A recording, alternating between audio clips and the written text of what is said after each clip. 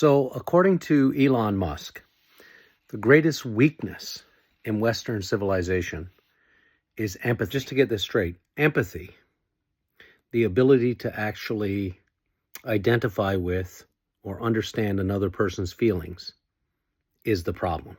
The richest man in the world, who is exploiting the U.S. government and the U.S. people, the man who has cut off aid to the poorest children in the world, who is ruining lives, left, right, and center. He believes that the biggest problem we've got is too much empathy.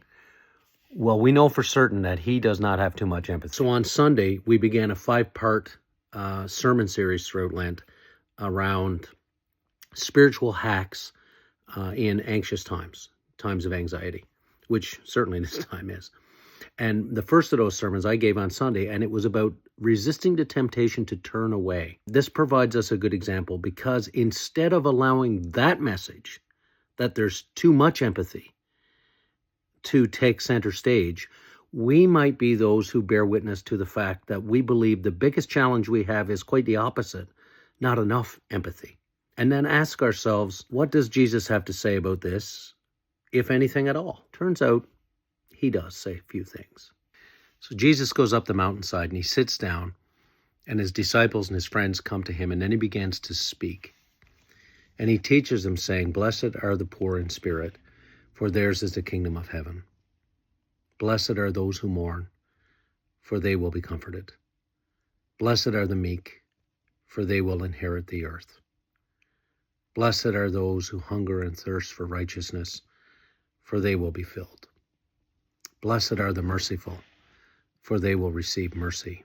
Blessed are the pure in heart, for they will see God. Blessed are the peacemakers, for they will be called children of God. Blessed are those who are persecuted for the sake of righteousness, for theirs is the kingdom of heaven. Blessed are you when people revile you and persecute you and utter all kinds of evil against you falsely on my account.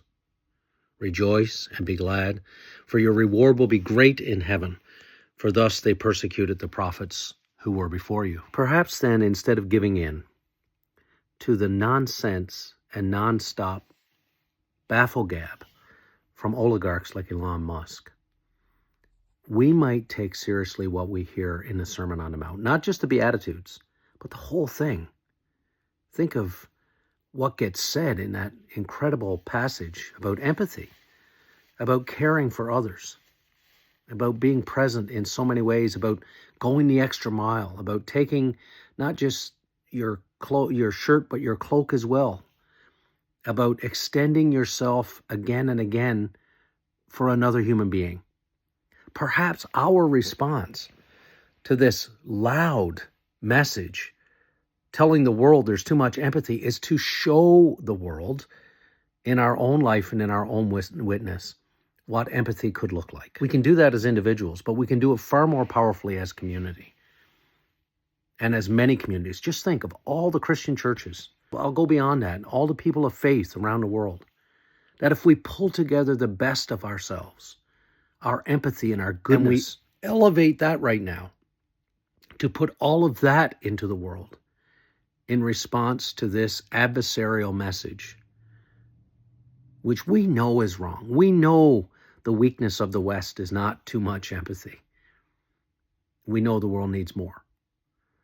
And so I encourage you, all of you, all of us together, to find a way to live the fullness of love, of peace, of light, healing and forgiveness, reconciliation, work towards justice, work towards making a more caring world, not one where the richest in the world gets richer at the expense of those who are already suffering.